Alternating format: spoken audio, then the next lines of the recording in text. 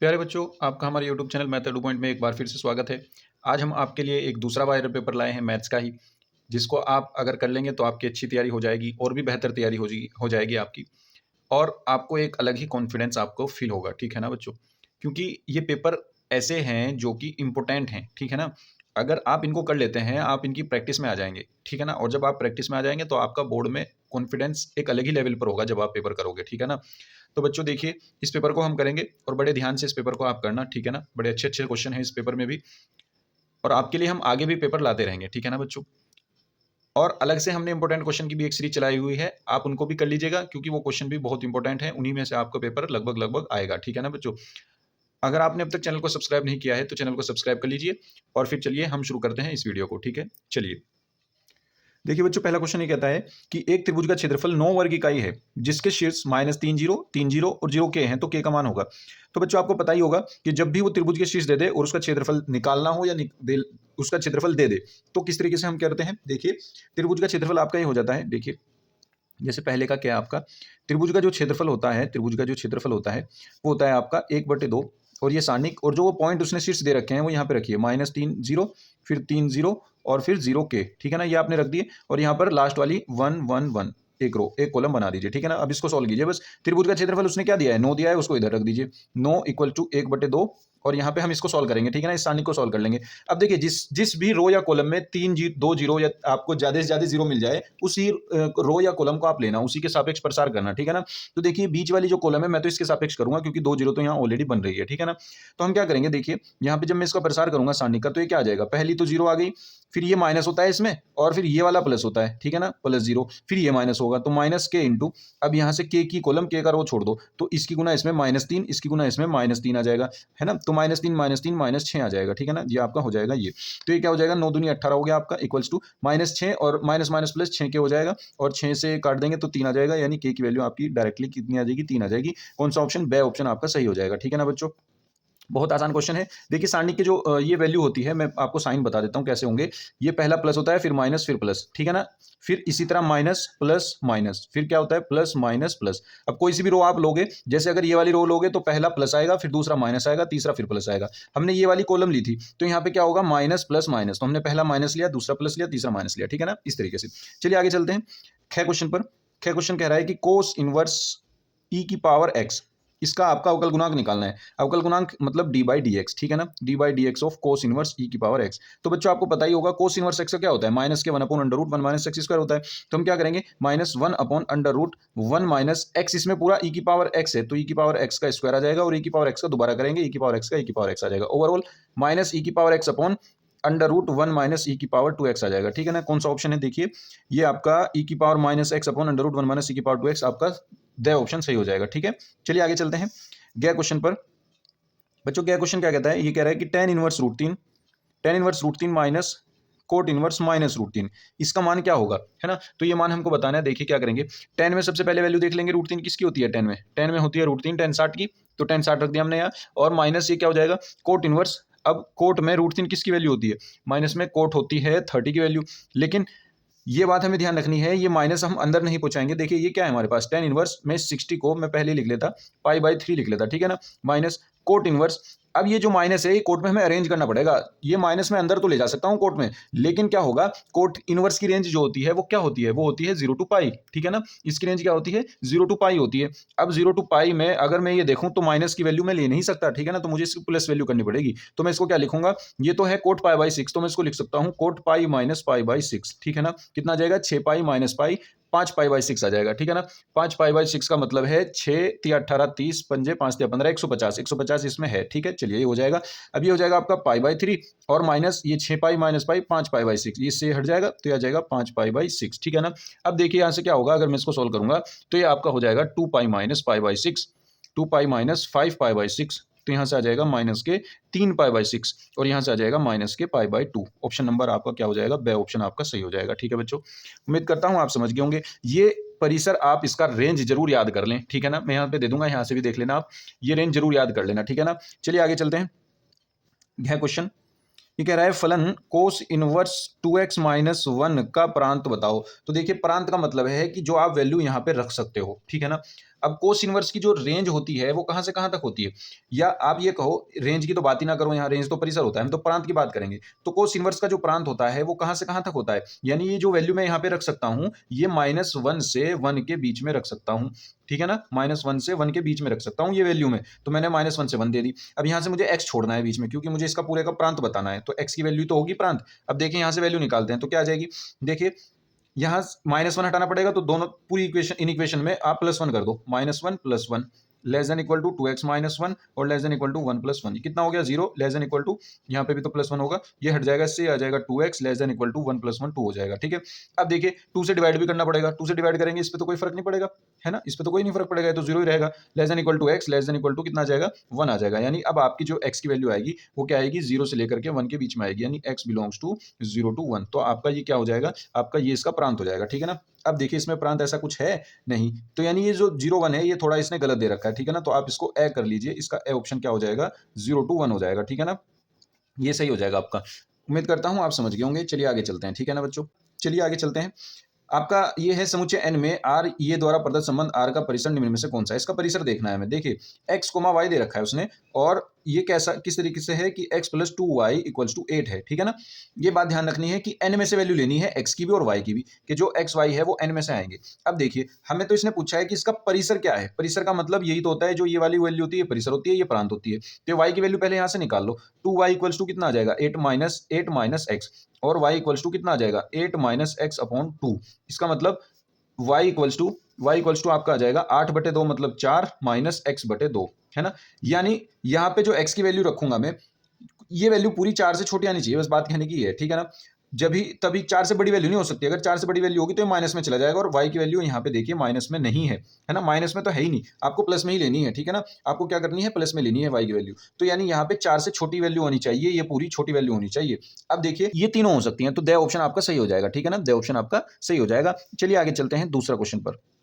दूसरा क्वेश्चन क्या पार्ट, ये कह रहा है कि कोट इनवर्स -1/√3 इसका मुख्य मान बताओ। तो इसका मुख्य मान क्या होगा, देखिए बच्चों, कोट इनवर्स का मतलब, कोट इनवर्स ये हो जाएगा आपका -1/√3। कोट में किसकी वैल्यू होती है, कोट π/3 की, तो मैं इसको क्या कर दूंगा, कोट π/3 लिख दूंगा। अब मैं यहाँ ये माइनस अंदर तो पहुंचा दूं और कोट से कोट काट दूं, लेकिन माइनस के π/3 जो आएगा वो कोट इनवर्स की रेंज से बाहर है। कोट इनवर्स की जो रेंज होती है वो क्या होती है, वो होती है 0 to π, जैसा कि अभी ऊपर भी बताया था, परिसर इसका ये होता है, यानी वैल्यू इसके बीच में आनी चाहिए, और यहाँ पे -π/3 आ जाएगा तो वो तो नहीं चलेगा, तो इसका मतलब माइनस को अरेंज करना पड़ेगा। तो मैं इसको क्या लिख सकता हूँ, कोट कोट इसको मैं लिख सकता हूं π - π/3, अरेंज कर दिया, है ना। यानी ये सेकंड क्वाड्रेंट है, सेकंड क्वाड्रेंट में 180 - थीटा, कोट माइनस का ही आएगा, तो माइनस के कोट π/3 आ जाएगा यहाँ, तो ठीक है ना। तो इसका मतलब कोट से कोट हट गया, 3π - π, ये आ गया आपका 2π/3, ये आपका हो जाएगा आंसर, ठीक है ना बच्चों। उम्मीद करता हूं आप समझ गए होंगे। चलिए नेक्स्ट क्वेश्चन पर चलते हैं बच्चों।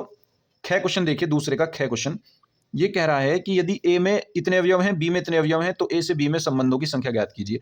यदि मैं कहूं कि number of element in A कितने हैं, 3 है, number of element in B कितने हैं, वो भी 3 है, और ए से बी में हमें संबंधों की संख्या निकालनी है, संबंधों की संख्या, तो वो क्या आएगी, वो आएगी आपकी इसकी पावर 2 की पावर ये गुना ये, है ना, 3 × 3, तो कितना आ जाएगा 2 की पावर 9, यानी 2 की पावर 9 का मतलब है 512, ये आपका आंसर हो जाएगा, ठीक है।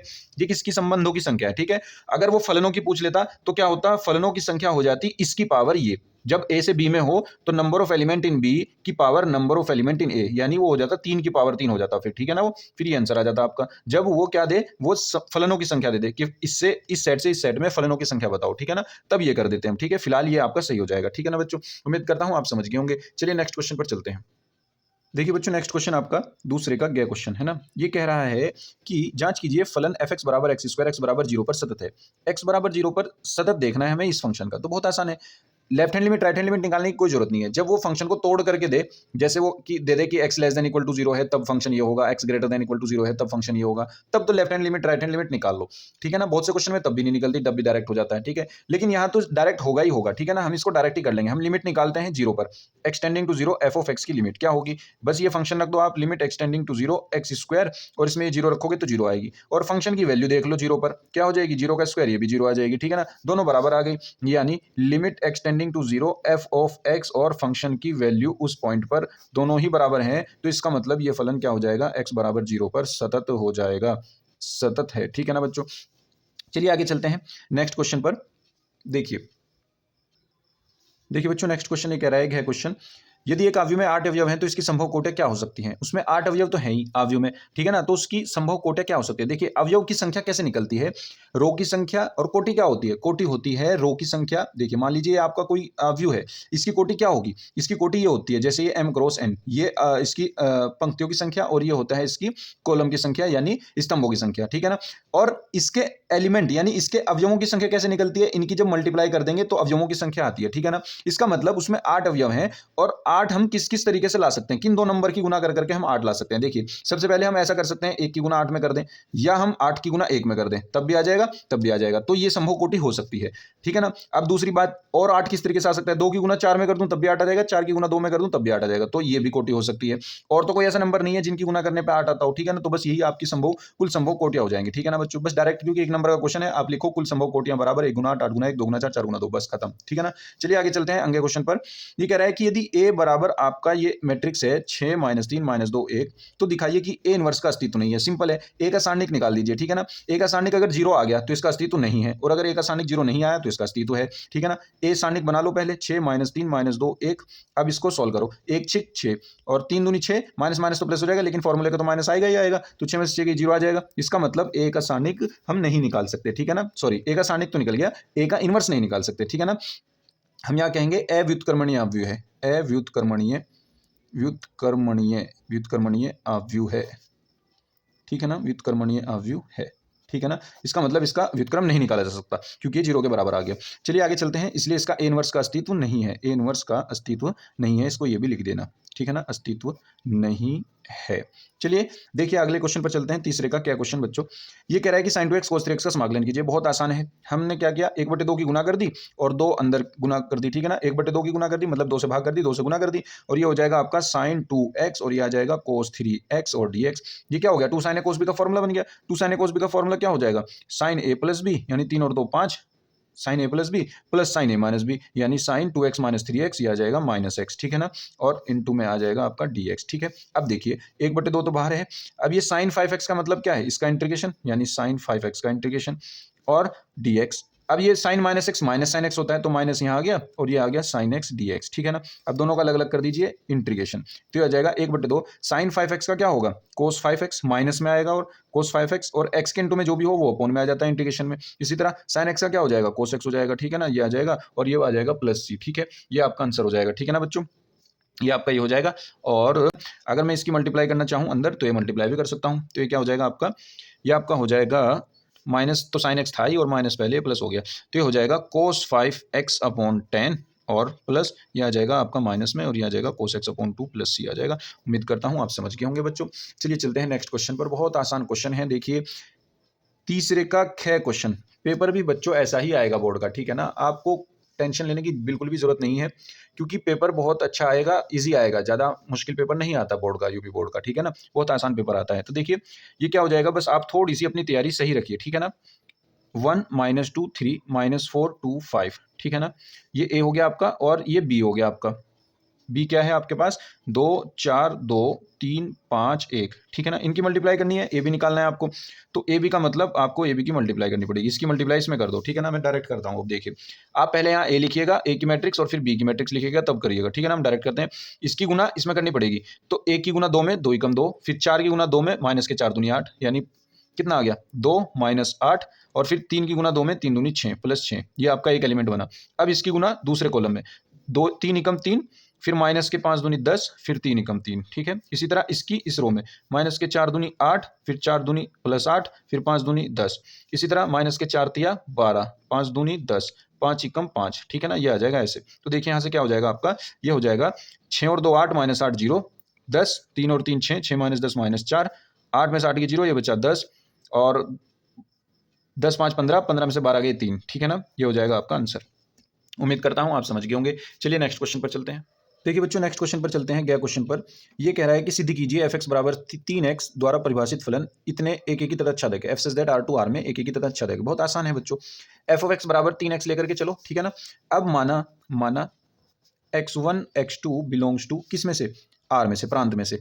R में इस प्रकार है, किस प्रकार है, इस प्रकार है कि हमें ये ऐसे लेके चलने हैं कि f(x1) बराबर f(x2) हो, ठीक है ना? अब देखिए एफ ऑफ x1 में हमने क्या रख दिया, यहाँ पे रख दिया x1, यहाँ पे क्या हो गया 3x1, इसमें x2 रख दिया तो ये हो गया 3x2, 3 से 3 कट गया, x1 बराबर x2 आ गया। अगर एफ ऑफ x1 बराबर एफ ऑफ x2 आप लेके चले, x1 बराबर x2 आ गया, इसका मतलब फलन जो है वो x बराबर फलन हो जाएगा, है ना, एक एक ही फलन, एक एक ही है, फलन एक एक ही है। अब हम क्या करेंगे, अब r से r में हमें अच्छा तक चेक करना है, तो मान के चलो कि माना y बराबर एफ एक्स, वाई बराबर एफ एक्स, यानी y बराबर क्या हो जाएगा 3x, x की वैल्यू आप क्या करो फाइंड कर लो y की टर्म में, यानी x बराबर y अपॉन 3 आ गया। अब ये x की वैल्यू y अपॉन 3 जो है इस फंक्शन में रख के देखो, ठीक है ना, तो क्या हो जाएगा यहाँ से, ये आ जाएगा f of y upon 3 equals to 3 into y upon 3, 3 से 3 कट जाएगा y आ जाएगा। अगर इस वाली फंक्शन में रख के वैल्यू y आ गया, ठीक है ना, तो इसका मतलब क्या हो जाएगा, ये फंक्शन अच्छादक हो जाएगा, ठीक है ना बच्चों, क्या हो जाएगा, ये फंक्शन अच्छादक हो जाएगा। अतः हम क्या कहेंगे, अतः फलन एक एक ही अच्छादक है, ठीक है ना, एक एक ही अच्छादक है, अच्छादक है, आर से आर में एक एक ही अच्छादक है, ठीक है ना बच्चों, जो इसने कहा था। आगे चलते हैं गया क्वेश्चन पर। ये कह रहा है कि y बराबर कोस इनवर्स साइन x का x के सापेक्ष अवकल गुणांक निकालना है। तो अवकल गुणांक आपको पता ही है क्या होता है, कोस इनवर्स x का होता है, कोस इनवर्स x का -1 upon under root 1 minus x square, तो हो जाएगा -1 upon under root 1 minus sine square x, क्योंकि एक्स स्क्वायर है तो साइन का स्क्वायर हो जाएगा, साइन स्क्वायर एक्स। लेकिन यहाँ एक्स की जगह जो भी होता है उसका दोबारा करना पड़ता है, तो एक्स की जगह यहाँ साइन एक्स था, साइन एक्स का दोबारा करेंगे कोस एक्स आ जाएगा, ठीक है। अब देखिए यहाँ से क्या हो गया, माइनस के कोस एक्स ऊपर आ गया, अपॉन नीचे 1 माइनस साइन स्क्वायर एक्स क्या होता है, कोस स्क्वायर एक्स का रूट है, तो उसके स्क्वायर से रूट कट जाएगा, कोस एक्स बचेगा, कोस एक्स से कोस एक्स कट जाएगा, माइनस के 1 आ जाएगा, ये आपका आंसर हो जाएगा, ठीक है बच्चों। बहुत आसान क्वेश्चन था। चलिए आगे चलते हैं फोर्थ के क्या पार्ट पर। ये कह रहा है एक समांतर चतुर्भुज का क्षेत्रफल ज्ञात कीजिए जबकि उसके विकर्ण ये और ये हैं। विकर्ण दे रखे हैं समांतर चतुर्भुज के, जब भी समांतर चतुर्भुज के विकर्ण दे रखे हों तो उसका क्षेत्रफल क्या हो जाता है, उसका क्षेत्रफल सिंपल हो जाता है, उसके दोनों विकर्ण का क्रॉस प्रोडक्ट निकाल दीजिए आप, ठीक है ना, क्या निकाल दीजिए, cross product d1 into d2, diagonal 1 into diagonal 2 का क्रॉस प्रोडक्ट, और फिर उसका परिमाण, ठीक है ना। अब देखिए ये तो हो गया परिमाण, और उसके अंदर ये सारणिक कैसे निकलता है d1 d2 का, तो पहले आप क्या कीजिए, आई जे के लिख लीजिए, आई जे के। अब इसमें क्या लिखिए, 3 3 1 -2, इनके गुणांक लिख लीजिए, 1 -3 और 4 गुणांक लिख लिए। अंदर सारणिक सॉल्व करके फिर उसका परिमाण निकालेंगे, ठीक है ना। तो देखिए क्या हो जाएगा, जब इसको हम सॉल्व करेंगे आई इंटू ये आ जाएगा इसकी रोज का कॉलम, 4 एकम 4 -3 दूनी 6, 4 -6 -2, ठीक है, फिर माइनस के जे आएगा इंटू, ये रो गई, ये कॉलम गया, ये रो गई, 4 तिया 12 माइनस माइनस प्लस 2, तो 12 और 2 14 हो गए, तो यहाँ आ जाएगा 14 प्लस के कैप ये वाला, इसकी कॉलम इसका रो छोड़ दो, 3 तिया 9 माइनस के और माइनस के 1, तो माइनस के कितने हो गए 10 हो गए। इसका परिमाण निकालना है, परिमाण का मतलब है इसके मल्टीपल का स्क्वायर जोड़ दो, इसका स्क्वायर कितना हो जाएगा 4, इसका माइनस के 14 का स्क्वायर हो जाएगा आपका कितना 156, सॉरी 196 हो जाएगा, और प्लस में 10 का हो जाएगा आपका 100, तो इन सबको ऐड करोगे तो आ जाएगा आपका अंडर रूट 300, ठीक है ना। 300 का आगे भी आप थोड़ा बहुत सॉल्व कर सकते हैं, वो निकाल लीजिएगा, देखिए ऐसे करके 300 का, ठीक है ना। ये क्या हो जाएगा, 3 एकम 3 0 0, ये आ जाएगा 2 5 10 0, ये आ जाएगा 25, ये आ जाएगा 5, ये आ जाएगा फिर 5, ये जोड़ा 5 दूनी 10 रूट 3 आ जाएगा, तो इसको हम 10 रूट 3, क्योंकि ये क्षेत्रफल था, क्षेत्रफल क्या हो जाएगा वर्ग इकाई आ जाएगा, ठीक है ना, 10 रूट 3 वर्ग इकाई। उम्मीद करता हूँ आप समझ गए होंगे बच्चों। चलिए आगे चलते हैं नेक्स्ट क्वेश्चन पर। देखिए बच्चों नेक्स्ट क्वेश्चन आपका क्या कहता है, ख क्वेश्चन है ना, हम ऐसे करेंगे क्या क्वेश्चन, ये कह रहा है कि अवकल समीकरण dy by dx plus 2y equals to sin x दे रखा है, कितनी सिंपल सी समीकरण दी बिल्कुल, है ना। तो हम इसको किससे तुलना करेंगे, देखिए dy by dx plus py equals to q से तुलना कर दो इसकी, तो यहाँ से p की वैल्यू कितनी आ जाएगी 2 आ जाएगी, q की वैल्यू कितनी आ जाएगी sin x आ जाएगी, ठीक है। तो यहाँ से क्या हो जाएगा, देखिए अब ये ध्यान रखना है कि ये जो q जिस भी टर्म में है ये p भी उसी टर्म में होता है, मतलब x की टर्म में है ना, तो ये x की टर्म नहीं होगा p, तो हम इसका इंटीग्रेटिंग फैक्टर जो निकालते हैं यानी समाकलन e की पावर समाकलन p dx आएगा, p dx, ठीक है ना। तो e की पावर समाकलन 2 आ जाएगा, 2 तो बाहर है, dx आएगा 2, इसका क्या हो जाएगा e की पावर 2x आ जाएगा, सिंपल। तो अब इसका हल जब हम निकालेंगे तो हल क्या आएगा, हल आएगा y into if यानी e की power 2x, y into if equals to समाकलन q into if, if कितना है e की पावर 2x और q कितना है sin x dx plus c, ठीक है ना। बस इसका समाकलन करते ही आपका क्वेश्चन खत्म हो जाएगा, ठीक है। देखिए मैं बताता हूं इसका तरीका क्या है। देखिए बच्चों अगर हम इसको खंडन समाकलन लगाने जाएंगे तो ये थोड़ा सा लेंथी हो जाएगा, 2 नंबर में क्वेश्चन है, इतना ज्यादा उसमें करना होता नहीं, ठीक है ना। तो हम क्या करेंगे, डायरेक्ट फॉर्मूले का यूज करेंगे। फॉर्मूला क्या होता है, देखिए 2 फॉर्मूले मैं आपको लिखवा देता हूं, इनको नोट कर लीजिएगा, ठीक है ना। e की पावर ax sin bx, ठीक है ना, ये एनसीईआरटी की बुक में नहीं है लेकिन जो मनोहर रे की बुक है उसमें ये है, ठीक है ना। e की power ax sin bx dx, तो इसका हो जाता है e की power ax upon a square plus b square, और इनटू में आ जाएगा आपका a sin bx minus b cos bx, ठीक है ना। ये आपका हो जाएगा ये फॉर्मूला। और एक दूसरा फॉर्मूला और है e की power ax into cos bx, उसमें क्या हो जाएगा कोस bx dx वाले में e की पावर ax ही रहती है, अपॉन में आता है a square plus b square, और ये हो जाएगा आपका b sin bx plus a cos bx, ठीक है ना, a cos bx dx। तो देखिए मैं सिर्फ इसके समाकलन की बात कर रहा हूं, ये e की पावर ax है और ये साइन यहाँ पे b1 है, बी 1 है और ये है, ठीक है ना। तो ये फॉर्मूला लगेगा आपका। तो यहाँ से क्या हो जाएगा, ये हो जाएगा, ये तो फॉर्मूले हैं, आप इनको नोट कर लीजिएगा, ठीक है ना। अब हम क्या करते हैं, अब हम इस पर चलते हैं। वाई ई की पावर 2x इक्वल्स टू, ये हो जाएगा आपका ई की पावर ax यानी ई की पावर 2x जू का तुम upon under root, sorry under root नहीं है, a square plus b square. A square कितना है, 2 का स्क्वायर 4 प्लस 1 का स्क्वायर 1।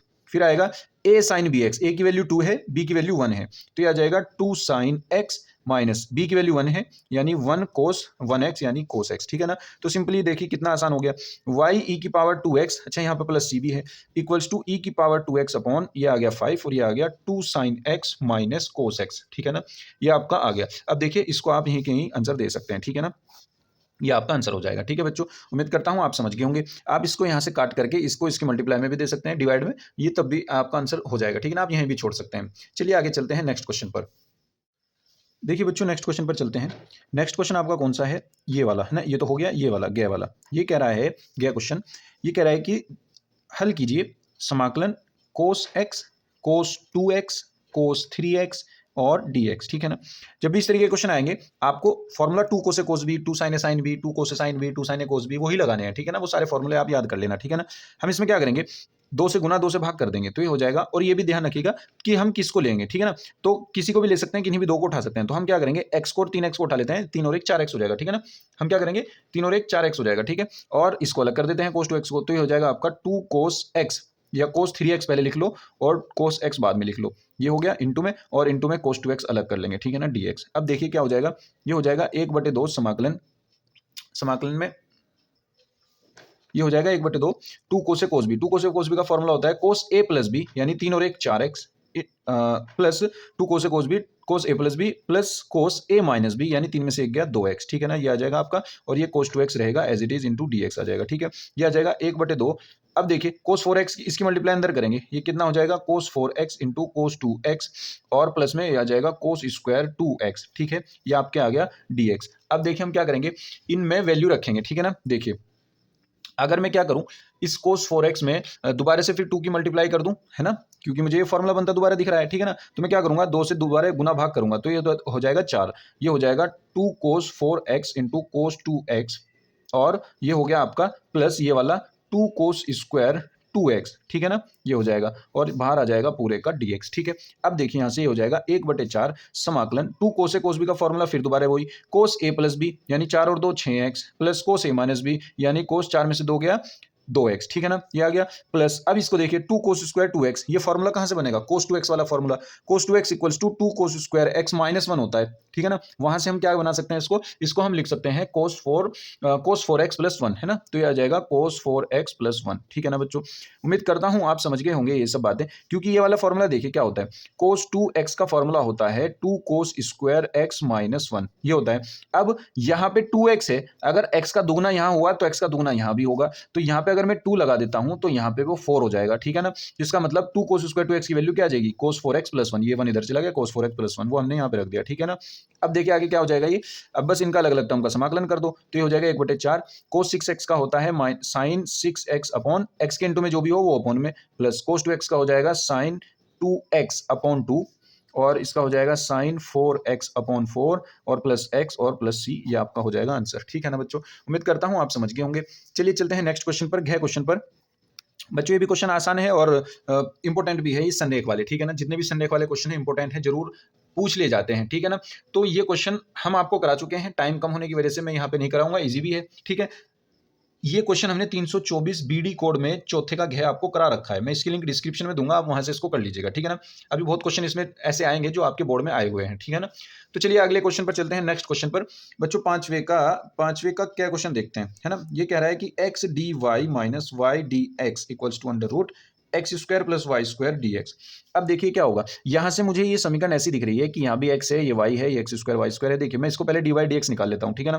क्या करूंगा मैं, d y by d x निकालने के लिए एक्स डी एक्स से भाग कर दूंगा इस पूरे को एक्स डी एक्स से, है ना। तो ये हो जाएगा x d y upon x d x minus y d x upon x d x और बराबर under root x square plus y square, इसके अपॉन में एक्स डी एक्स और डी एक्स ऊपर, डी एक्स से डी एक्स कट गया, इससे ये खत्म और इससे ये खत्म। तो यहाँ से आपके clearly d y by d x दिख गया मुझे, ठीक है ना।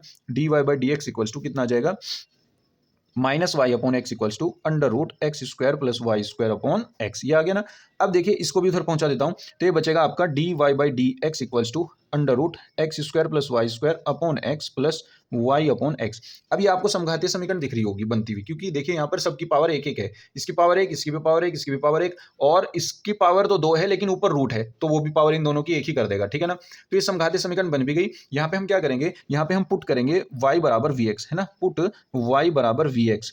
तो इसका मतलब क्या हो जाएगा, अब जब मैं इसका डिफरेंशिएशन करूंगा ये आएगा d y upon D x equals to पहला फंक्शन जो करता हूं दूसरे का डिफरेंशिएशन यानी 1 प्लस दूसरा जो करता हूं पहले का डिफरेंशिएशन यानी d we upon D x, समीकरण 1 व 2 से। अब हम क्या करेंगे, इस समीकरण में y बराबर वी एक्स पुट कर देंगे और d y by d x की जगह ये पूरा रख देंगे, ठीक है ना। तो देखिए क्या होगा, देखिए बच्चों यहां से क्या हो जाएगा, अब ये हो जाएगा v plus x D we upon D x equals to समीकरण 1 व 2 से, है ना।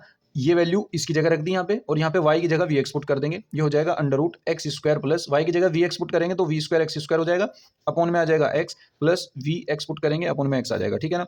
ये हो जाएगा v plus x D we upon D x equals to, देखिए यहाँ से एक्स स्क्वायर कॉमन लेंगे, उसका रूट बाहर आएगा x सिर्फ, तो अंदर बचेगा 1 प्लस वी स्क्वायर अपॉन में x है, और प्लस एक्स एक्स कट के यहाँ पे v बच जाएगा, ठीक है ना। एक्स एक्स एक्स कट जाएगा, इस v से ये v कट जाएगा, बचेगा आपके पास X D we upon D x equals to under root 1 plus we square, ठीक है ना। अब देखिए यहाँ से क्या होगा, v और x को अलग अलग कर लेते हैं, चर पृथक्कीकरण है ना, तो ये आ जाएगा 1 upon under root 1 plus we square d v equals to कितना हो गया 1 upon x into d x, ठीक है ना, ये हो जाएगा आपका। अब देखिए बच्चों दोनों तरफ का समाकलन कर देंगे, बहुत आसान है। 1 upon under root 1 plus x square का क्या होता है फॉर्मूला, ये होता है बस जू का तू लॉग हो जाएगा v plus under root 1 plus we square, ठीक है ना, ये आपका समाकलन होता है, और इसका समाकलन log x हो जाएगा, और चूंकि ये भी log में ये भी log में तो c भी log में ले लो, ये तो कांस्टेंट है, आप कुछ भी ले सकते हैं अपनी मर्जी के मुताबिक, ठीक है ना। तो ये क्या हो जाएगा आपका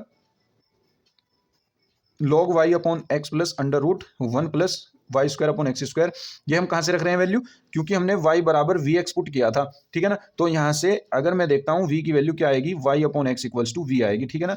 तो y अपॉन एक्स की वैल्यू हमने v की जगह y अपॉन एक्स रख दिया, y upon x plus y square upon x square बराबर ये हो जाएगा आपका log एक्स सी, ठीक है ना, log से log हट जाएगा, बचेगा y अपॉन एक्स प्लस, जब इसका एलसीएम लूंगा तो हो जाएगा under root x square plus y square, और नीचे के एक्स स्क्वायर से उसका रूट हट जाएगा, इक्वल्स टू आ जाएगा एक्स सी, लोग तो हट गया, ठीक है ना। तो ये एक्स नीचे से कॉमन लेकर के मल्टीप्लाई में पहुंचा देंगे, आ जाएगा Y plus under root x square plus C square equals to X square C, ठीक है ना। यहीं पे आप छोड़ सकते हैं, ये आपका आंसर हो जाएगा, ठीक है ना बच्चों। उम्मीद करता हूं आप समझ गए होंगे। चलिए अगले क्वेश्चन पर चलते हैं। ख क्वेश्चन पर बच्चों, ये क्वेश्चन जो है हम आपको करा चुके हैं और ये इंपॉर्टेंट क्वेश्चन है, ठीक है ना। ये थोड़ी सी मिसप्रिंटिंग है, ये क्वेश्चन इस तरीके का है, sec square 2x upon cot x minus 10x का होल स्क्वायर डीएक्स। ये जो अभी हमने समाकलन के इंपॉर्टेंट क्वेश्चन आपको कराए थे, वहां पे भी हमने ये क्वेश्चन आपको दिया था, इंपॉर्टेंट क्वेश्चन है, इसको हम आप वहीं से करेंगे, ठीक है ना। मैं इसकी लिंक डिस्क्रिप्शन में दे दूंगा, आपको वहां पे लिखा दिखेगा प्रश्न 5वें का ख के लिए, उसके आगे एक लिंक मिलेगी, बस आपको उस पर क्लिक करना है और आप इस क्वेश्चन पर पहुंच जाएंगे, ठीक है ना बच्चों। तो चलिए चलते हैं नेक्स्ट क्वेश्चन पर, ये क्वेश्चन आपको उस वीडियो में मिल जाएगा, ठीक है ना। नेक्स्ट क्वेश्चन पर चलते हैं, 5वें के गए क्वेश्चन पर। ये कह रहा है कि सिद्ध कीजिए दिए गए संपूर्ण पृष्ठ और महत्तम आयतन के लंबवत बेलन की ऊंचाई उसके आधार के व्यास के बराबर है, ठीक है ना। तो बेलन का ही है इसमें सब कुछ, तो हम क्या करते हैं, सबसे पहले बेलन की त्रिज्या मान लेते हैं, ठीक है ना। मान लीजिए ये हमारा क्या है, बेलन है, ठीक है। देखिए ये हमारा क्या है, बेलन है, थोड़ा सा बच्चों एडजस्ट कर लेना, ठीक है ना। ये इसकी ऊंचाई मान ली हमने कि इसकी ऊंचाई h है, इसके आधार की त्रिज्या जो है वो हमने r मान ली, ठीक है ना। इसके आधार की त्रिज्या r, बेलन की ऊंचाई हमने क्या मान ली, h मान ली, ठीक है ना बच्चों। तो हम क्या करेंगे, वो लिख देंगे, माना बेलन की ऊंचाई h है, आधार की त्रिज्या r है, तब संपूर्ण पृष्ठ। तो देखिए संपूर्ण पृष्ठ क्या होता है, s equals to 2 pi R H plus r, यही होता है।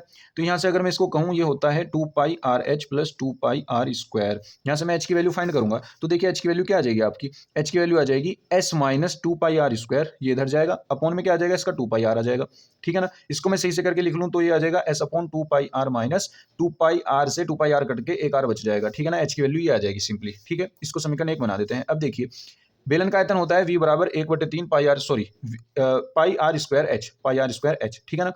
तो v इक्वल्स टू कितना हो जाएगा, पाई आर स्क्वायर एच की वैल्यू ये रख देंगे ऊपर से, तो ये हो जाएगी s upon 2 pi r minus r, ठीक है। अब देखिए इसकी मल्टीप्लाई अंदर करेंगे तो v इक्वल्स टू कितना हो जाएगा, s एक आर से एक आर कट जाएगा, आर बचेगा, अपॉन में क्या आ जाएगा 2 आ जाएगा, ठीक है ना। एस आर अपॉन 2 और माइनस इसकी गुना इसमें होगी तो आ जाएगा पाई आर क्यू। अब ये आपका v आ गया। अब हम क्या करते हैं, इसका डिफरेंशिएशन करते हैं, डी डब्ल्यू आर टू आर, ठीक है ना। आर के सापेक्ष अवकलन करने पर ये हो जाएगा dv upon d r equals to r का 1 हो जाएगा, यहाँ से आएगा s/2 माइनस इसका हो जाएगा 3πr², ठीक है ना। अब हम क्या करते हैं, उच्चतम और निम्नतम मान के लिए हम dv/dr को 0 रखते हैं, ठीक है ना। तो हम क्या करेंगे, dv/dr बराबर 0 रखेंगे, तो यहाँ से ये बराबर 0 आ जाएगा, s/2 माइनस 3πr² बराबर 0। तो यहाँ से क्या आ जाएगा, s इक्वल्स टू आ जाएगा 6πr²। पहले तो ये उधर प्लस में जाएगा, फिर 2 गुना में चला जाएगा, s इक्वल्स टू 6πr² आ जाएगा। या आप यहाँ से r की वैल्यू भी निकाल सकते हैं। r की वैल्यू क्या आ जाएगी, यहाँ से आ जाएगी s/6π का रूट, ठीक है ना। ये भी वैल्यू यूज कर सकते हैं, ठीक है ना। अब देखिए हम क्या करेंगे, इसका एक और बार डिफरेंशिएशन कर देंगे, d2v/dr², उच्चतम और निम्नतम मान तो यहीं से पता चलेगा ना। तो इसका जब हम दोबारा अवकलन करेंगे, ये तो 0 हो जाएगा, ये आ जाएगा आपका माइनस के 3 दूनी 6πr आ जाएगा। r की वैल्यू ये वाली यहाँ पे रख दो, माइनस के 6π इंटू √s/6π। अब देखिए √6π ये रहा, पूरा 6π ये रहा, तो यहाँ पे कितना आ जाएगा, माइनस के √6πs ये आ जाएगा एक तरीके से, ठीक है ना। और ये एक तरीके से निगेटिव है, पूरा दिख रहा है आपको, ठीक है ना। तो ये क्या हो जाएगा, ऋणात्मक हो गया, लेस देन टू 0। इसका मतलब r बराबर √s/6π पर फलन क्या है, फलन मतलब आयतन, जो आयतन हमने माना था, है ना। इसका मतलब आयतन ही लिख लो आप यहाँ, आयतन क्या होगा, क्योंकि ये नेगेटिव है इसलिए उच्चतम होगा, ठीक है ना। क्या होगा, उच्चतम होगा, यानी महत्तम होगा। महत्तम लिख सकते हैं या उच्चतम लिख सकते हैं, उच्चतम होगा। तो अब उच्चतम के लिए मान भी निकालना पड़ेगा, जो उसने कहा था कि लंबवत बेलन की ऊंचाई उसके आधार के व्यास के बराबर है। तो अब आप क्या कीजिए, देखिए ये इस वैल्यू का यूज करके, जो ये वैल्यू आई, चाहे तो इसका यूज कर लो चाहे इसका यूज करके पहली इक्वेशन में रख लो और यहाँ से दिखाओ इसको क्या आएगा, ठीक है ना। तो हम क्या करते हैं, s की वैल्यू 6πr² यहाँ पे रख देते हैं, ठीक है ना। तो देखिए जब ये s की वैल्यू हम समीकरण 1 में रखेंगे, मैं यहीं पे रख देता हूं समीकरण 1 से, तो हम क्या करेंगे, h इक्वल टू एस की वैल्यू ये रख दी 6πr² अपॉन में 2πr है और माइनस के r है। अब देखिए पाई से पाई कैंसिल आउट, आर से आर कैंसिल आउट, 2 तिया 6, तो ये आ गया h equals to 3r minus r, यानी h इक्वल्स टू 2r। और इसने कहा था कि आधार के व्यास के बराबर है, ये व्यास ही तो है 2r, इसका मतलब जो ऊंचाई थी वो आधार के व्यास के बराबर है। आप इसमें लिख देना, अतः संपूर्ण पृष्ठ और महत्तम आयतन के लंबवत बेलन की ऊंचाई उसके आधार के व्यास के बराबर है, ठीक है ना बच्चों। उम्मीद करता हूँ आप समझ गए होंगे, बहुत आसान क्वेश्चन है बच्चों ये भी। चलिए चलते हैं नेक्स्ट क्वेश्चन पर। देखिए बच्चों नेक्स्ट क्वेश्चन आपका ये कह रहा है, यदि a कोई 3 क्रम का वर्ग अवयव हो तो सिद्ध कीजिए a इंटू एडजॉइंट ए। ये हमें प्रूफ करना है, ठीक है ना। घ जो दिया है इसमें हमें प्रूफ करना है ये वाला, ठीक है ना। तो देखिए इसके लिए हम क्या चलेंगे, मान करके चलेंगे। माना आपके पास a कोई अवयव है ना, वो हमने मान लिया a11 a12 a13 a21 a22 a23 और a31 a32 a33, ठीक है। ये आपने मैट्रिक्स मान लिया। अब इस अवयव का मान लीजिए सहगुणन खंडों से एक अवयव बनाया हमने, वो क्या बनाया, एडजॉइंट ए। एडजॉइंट ए होता है, ठीक है ना। एडजॉइंट ए जो होगा, तथा ये भी हमने मान लिया कि ये a11 a12 a13 a21 a22 a23 और ये a31 a32 a33, ठीक है ना। ये आपका दूसरा मैट्रिक्स है, यानी एडजॉइंट ए, ठीक है ना। अब देखिए अगर मैं इसकी किसी पंक्ति की, जब मैं इसमें गुना करूंगा, ठीक है ना, मान लो इसकी पंक्ति किसके कॉलम में गुना करूंगा, है ना, पहली पंक्ति पहले कॉलम की जब मैं गुना करता हूं तो क्या आएगा, या तो शून्य आएगा या इसके सारणिक के मान के बराबर आएगा, ठीक है ना। तो हम यहां लिखेंगे क्योंकि एक पंक्ति, देखिए क्योंकि एक पंक्ति या स्तंभ, एक पंक्ति या स्तंभ के अवयवों की संगत सहखंडों की गुना, यानी ये कह रहा है कि जो पंक्ति है और इसके संगत जो सहखंड है, अब ये पंक्ति है और इसके संगत सहखंड ये हैं, क्योंकि ये तो हमने पलट दिए थे ना एडजॉइंट ए में। तो इस पंक्ति की जब इस पंक्ति में गुना करूंगा, इस कॉलम में गुना करूंगा और उनका योग कर दूंगा, है ना, गुना का योग। अब यो जो गुना का योग होता है, या तो वो मोड के ए के समान होता है, यानी ए के डिटरमिनेंट के समान होता है, अन्यथा वो 0 होता है। अन्यथा क्या होता है, अन्यथा वो शून्य होता है, अन्यथा उसका योग जो है वो क्या होता है, शून्य होता है, ठीक है ना बच्चों। आप कोई एक 2x2 की मैट्रिक्स लेकर के देखना, उसका एडजॉइंट निकालना, उसकी पहली रो की पहले कॉलम में गुना करके देखना, ठीक है ना। या तो वो 0 आएगी या वो उसके ए के सारणिक के मान के बराबर आएगी, ठीक है ना बच्चों। अब जब आप करके देखोगे तो ये आप सेटिस्फाई हो जाओगे। अब देखिए इसका मतलब जब मैं ए की गुना एडजॉइंट ए में करूंगा, तो इसका मतलब आपके पास हम क्या कह देंगे कि ये आएगा 0 0 0 मोड ए 0 0 0 मोड ए, यानी डिटरमिनेंट ऑफ ए। ये आप खुद समझ जाओगे जब आप किसी मैट्रिक्स की लेकर के चलोगे, ठीक है ना। मान लो कोई नंबर वाली मैट्रिक्स लेकर के चलना, उसका एडजॉइंट निकालना, उनकी मल्टीप्लाई करके देखना, जब मल्टीप्लाई करोगे कुछ ऐसी मैट्रिक्स आपको मिलेगी, ठीक है ना बच्चों। अब देखिए यहां से मैं क्या करता हूं, ए का सारणिक बाहर ले लेता हूं तो ये क्या बन जाएगा 1 0 0 0 1 0 0 0 1। तो ये क्या बन गई आपकी आइडेंटिटी मैट्रिक्स। तो इसका मतलब ये आ गया आपका into I. A into adjoint A जो आ गया, ए इंटू एडजॉइंट ए आपका डिटर्मिनेंट ऑफ ए इंटू आई आ गया। इसी प्रकार आप क्या कर सकते हैं, इस प्रकार ही आप ये भी प्रूफ कर सकते हैं कि एडजॉइंट ए की गुना जब मैं ए में करूंगा वो भी क्या आ जाएगा, ए के सारणिक के इंटू आई के बराबर आ जाएगा। ठीक है ना। इसका मतलब क्या हुआ, ये भी इसके बराबर है, ये भी इसके बराबर है, इसका मतलब तीनों ही बराबर हैं। अतः हमारे पास ये क्या हो जाएगा, ए इंटू एडजॉइंट ए बराबर एडजॉइंट ए इंटू ए बराबर ए का सारणिक इंटू आई। ये आपका प्रूफ हो जाएगा। ठीक है ना बच्चों, ये थ्योरम है आपकी बुक में, उम्मीद करता हूं आप समझ गए होंगे। चलिए नेक्स्ट क्वेश्चन पर चलते हैं। अगले क्वेश्चन पर बच्चों, ये क्वेश्चन हम पहले ही आपको करा चुके हैं। ये भी हमने आपको जहां इस चैप्टर के इंपोर्टेंट क्वेश्चन कराए थे वहां पर ये हमने आपको कराया था। ठीक है ना। तो मैं इसकी लिंक डिस्क्रिप्शन में दे दूंगा, आप इसको वहां से कर लीजिएगा। ठीक है ना बच्चों। नेक्स्ट क्वेश्चन पर चलते हैं फिर। ठीक है ना। ये आप मैं इसकी लिंक दे दूंगा डिस्क्रिप्शन में, लिंक इन डिस्क्रिप्शन। ठीक है, वहां पे आपको ये मिल जाएगी और आप डायरेक्ट उस क्वेश्चन पे पहुंच जाओगे। नेक्स्ट क्वेश्चन पर चलते हैं। देखिए 6th का क्या क्वेश्चन। बच्चों ये भी क्वेश्चन मैंने आपको करा दिया है। अब 2-3 क्वेश्चन लगातार ऐसे हैं जो बोर्ड में आए हुए हैं और हम आपको पहले करा चुके हैं। ठीक है ना। तो हम उनको दोबारा नहीं कराएंगे, लेकिन वहां से आप इजीली कर लोगे। बस डिस्क्रिप्शन में जाना है, लिंक पर क्लिक करना है, आप डायरेक्ट उसी क्वेश्चन पर पहुंच जाओगे। ठीक है ना। तो छठे का कै जो हमने आपको कराया है ये भी वहां पे करा रखा है। ठीक है, इसकी भी लिंक मैं दे दूंगा। खे जो है ये क्वेश्चन, ये वाला एक वर्ग है, ये भी मैंने आपको करा रखा है 324 XD कोड में, तो अनसोल्व में भी आया हुआ है। ठीक है ना। मैं इसकी भी लिंक आपको दे दूंगा, इसको कर लेना आप। और छठे का जो गे क्वेश्चन है ये भी करा रखा है। ठीक है ना बच्चों, ये हो जाएगा आपका 324 AZ में 8वें का कै है ये। ठीक है, इसको भी वहां से कर लेना। चलिए घ क्वेश्चन पर चलते हैं बच्चों। घ क्वेश्चन, ठीक है ना। देखिए घ क्वेश्चन क्या कहता है, ये जो घ क्वेश्चन है आपका बहुत बढ़िया क्वेश्चन है। ये कह रहा है कि यदि ए बी सी समान परिमाणों वाले परस्पर लंबवत सदिश हैं, समान परिमाण है इनका, यानी ए का परिमाण बराबर बी का परिमाण और बराबर सी का परिमाण, इन तीनों का परिमाण क्या है, बराबर है। इसको हम मान लेते हैं 1। अब दूसरी बात, ये कह रहा है कि ये परस्पर लंबवत सदिश हैं। अगर परस्पर लंबवत सदिश हैं तो ए डॉट बी भी 0 आएगा, बी डॉट सी भी 0 आएगा और सी डॉट ए भी 0 आएगा। ठीक है ना, ये तीनों 0 भी आएंगे। ठीक है ना। चलो जी, ये भी बात हो गई। आगे चलते हैं। अब ये कह रहा है दो दर्शाइए कि सदिश A plus B plus C सदिशों ए बी तथा सी के साथ बराबर झुका हुआ है। यानी इसका मतलब देखिए, अगर मान लीजिए मेरे पास ये आपके 3 सदिश हैं ए बी सी, ठीक है ना, और मान लीजिए इनका तीसरा जो ए बी सी है वो आपका यहाँ है, यहाँ ये ए बी सी है, A plus B plus C vector है, ये आपका ए वैक्टर है, ये बी है और ये सी है। ठीक है ना। अब ये कह रहे हैं कि इसका इसके साथ समान कौन है इन तीनों का, वो आपको प्रूफ करना है। ठीक है ना। तो हम क्या करेंगे, ए का और ए प्लस बी प्लस सी का कोण निकालते हैं। ठीक है ना। ए तथा ए प्लस बी प्लस सी के बीच का कोण, ए और ए प्लस बी प्लस सी के बीच का कोण, बीच का कोण तो सबको पता है किस फॉर्मूले से निकलता है, कोस थीटा वाले से। ठीक है ना।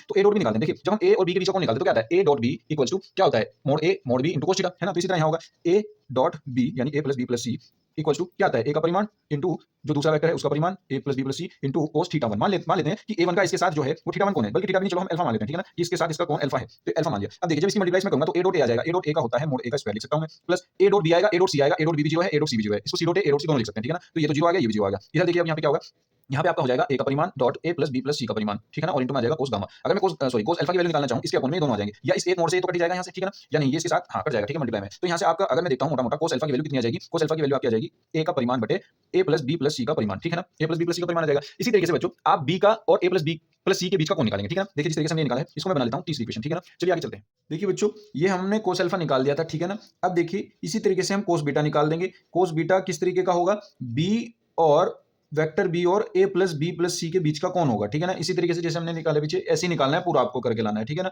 ये हो जाएगा मोड बी अपॉन ए प्लस बी प्लस सी। ठीक है ना। लेकिन अब हमने समीकरण 1 से क्या पढ़ा था कि ए का मोड बी का मोड सी का मोड सब बराबर है, तो मैं इसको भी ए का मोड ही रख सकता हूं। अपॉन में क्या आ जाएगा, ए प्लस बी प्लस सी आ जाएगा। ठीक है, इसको बना लो समीकरण नंबर 4। अब देखिए आगे इसी तरह सी और ए प्लस बी प्लस सी के बीच का कोण निकाल दो। इन तीनों के बीच का जब आप दोनों के बीच का कोण निकालोगे उसको हम गामा मान लेंगे, कोस गामा। वो क्या आएगा, मोड सी अपॉन ए प्लस बी प्लस सी, ये आ जाएगा। मोड सी को आप क्या रख सकते हैं, मोड सी को आप मोड ए ही रख सकते हैं समीकरण 1 से। ठीक है ना। तो ये हो जाएगा ए प्लस बी प्लस सी। ठीक है। अब देखिए आप यहाँ पे ये बन गया आपकी पांचवी इक्वेशन। तीसरी चौथी और पांचवी इक्वेशन से देखिए तीनों बराबर हैं, तो cos alpha cos beta cos gamma बराबर हो जाएगा समीकरण 3 4 व 5 से।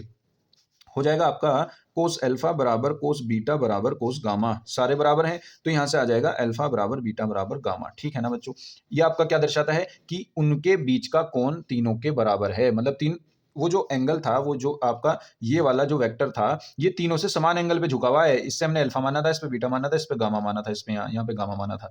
तो इसका मतलब है ये तीनों से समान एंगल पे झुका हुआ है। ठीक है ना बच्चों, उम्मीद करता हूँ आप समझ गए होंगे। चलिए नेक्स्ट क्वेश्चन पर चलते हैं बच्चों। नेक्स्ट क्वेश्चन आपका कौन सा है, देखिए अड़े क्वेश्चन है ना, अंगे क्वेश्चन कह लीजिए, अड़े क्वेश्चन कह लीजिए। ये कह रहा है कि अवकल समीकरण x plus y d y by d x equals to 1 है ना, इसको हमें सोल्व करना है। तो देखिए कैसे होगा, हम क्या करते हैं यहाँ से इसकी गुणा इधर कर लेते हैं, ये हो जाएगा x प्लस वाई, ऐसे तो बन नहीं रहा कुछ ये है ना, हम इसको ऐसे कर लेते हैं d x upon d Y.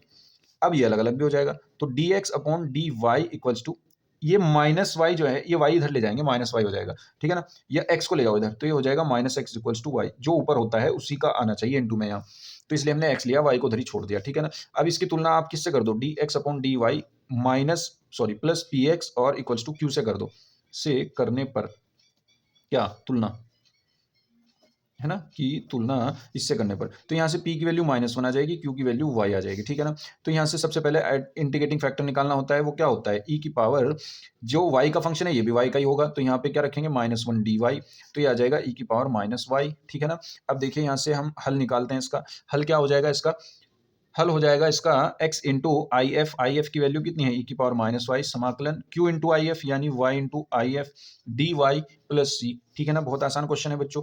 x e की power -y equals to first function as it is, second का समाकलन e की पावर -y का समाकलन अपॉन में -1, जो भी y के इंटू में होगा वो अपॉन में भी आएगा, फिर माइनस होल समाकलन फर्स्ट का डिफरेंशिएशन यानी 1 e की पावर -y का e की power -y upon -1 dy plus c। ठीक है, अब आगे चलिए, x e की power -y equals to minus e की पावर -y, माइनस माइनस हो गया प्लस, e की पावर -y का दोबारा करेंगे तो e की पावर -y आएगा, अपॉन में -1 आ जाएगा, प्लस c आ जाएगा।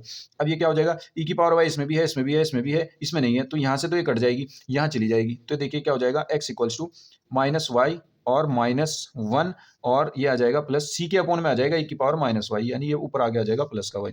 इनको इधर में ले आऊं अगर, तो x plus y plus 1 equals to क्या आ जाएगा, देखिए सॉरी, ये हो जाएगा आपका इक्वल्स टू सी ई की पावर y। ठीक है ना, ये इजीली आपका हो जाएगा। उम्मीद करता हूं आप समझ गए होंगे बच्चों, बहुत आसान क्वेश्चन है। चलिए चलते हैं नेक्स्ट क्वेश्चन पर बच्चों। सातवें का क्या क्वेश्चन जो है ये हम आपको पहले ही करा चुके हैं। ठीक है ना, ये वाला क्वेश्चन बहुत अच्छा क्वेश्चन है, बढ़िया क्वेश्चन है। ठीक है ना, इसकी लिंक मैं डिस्क्रिप्शन में दे दूंगा, आप इसको वहां से कर लेना। 324 वाई कोड में 5वें का घ क्वेश्चन है ये। ठीक है, चलिए नेक्स्ट क्वेश्चन पर चलते हैं, ख क्वेश्चन पर।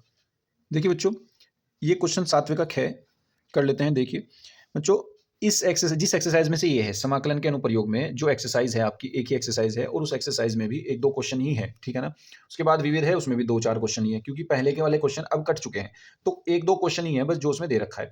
तो मेरे ख्याल से मैं इसको फिर भी करा देता हूँ, एग्जाम्पल में इसके जैसा एक क्वेश्चन है, तो शायद ये भी उस बेस पर आपके सिलेबस में हो। ठीक है ना, तो हम इसलिए इसको कर लेते हैं। ठीक है ना, बहुत आसान है, ज्यादा कुछ नहीं है इसमें। देखिए ये दे रहा है कि x बराबर वाई स्क्वायर आपके पास वक्र है कोई, और रेखा x बराबर 4 से घिरा हुआ क्षेत्रफल। देखिए इस वक्र का पहले आप एक इसका मोटा मोटा इसका डायग्राम बना लीजिए। ठीक है ना, तो मैं इसको देख रहा हूं कि वाई स्क्वायर बराबर 4ax टाइप का है ये, यानी एक्स एक्स की धन दिशा में पैराबोला की है ये, परवलय की समीकरण है ये।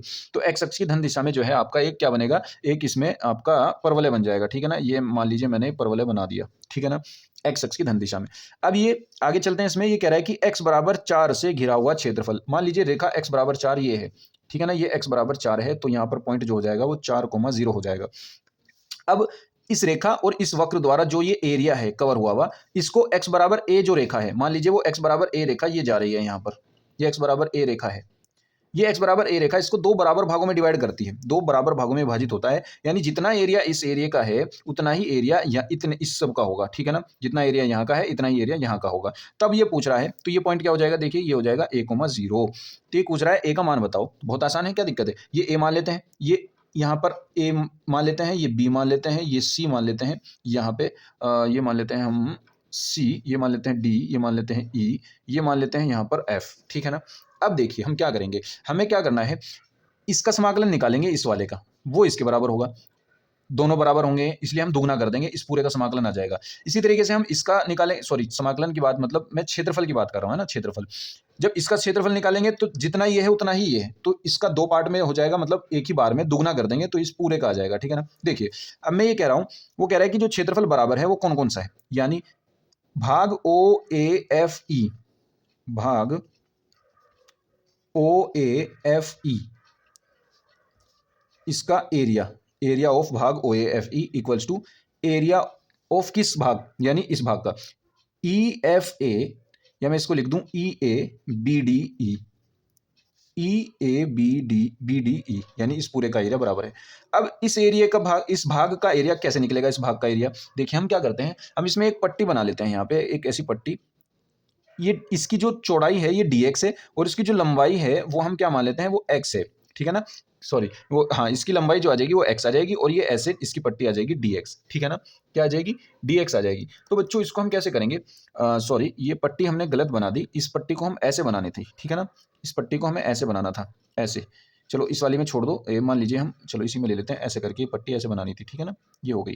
तो ये हो जाएगा ऐसे, लंबाई तो इसकी y में नापी जाएगी y, और ये हो जाएगी आपकी इतनी, ये वाली चौड़ाई dx, बहुत छोटी dx मान लेंगे। तो क्षेत्रफल क्या हो जाएगा, ये आयत टाइप का दिख रहा है, आयत टाइप का, तो आयत का क्षेत्रफल होता है लंबाई गुना चौड़ाई, यानी y गुना dx, है ना, इतने पार्ट का। तो जब पूरे पार्ट का निकालना होगा हमें समाकलन कर देंगे, तो समाकलन आ जाएगा, लिमिट कहाँ से कहाँ तक चली, यहाँ से यहाँ तक चलेंगे, 0 to a, x पे लिमिट चल रहे हैं, x बराबर 0 to a, और हमने रख दिया y1 dx, y1 क्या, y dx ही रख लो बस, ठीक है ना, इक्वल्स टू, ऐसे ही यहाँ पर चलो इधर का।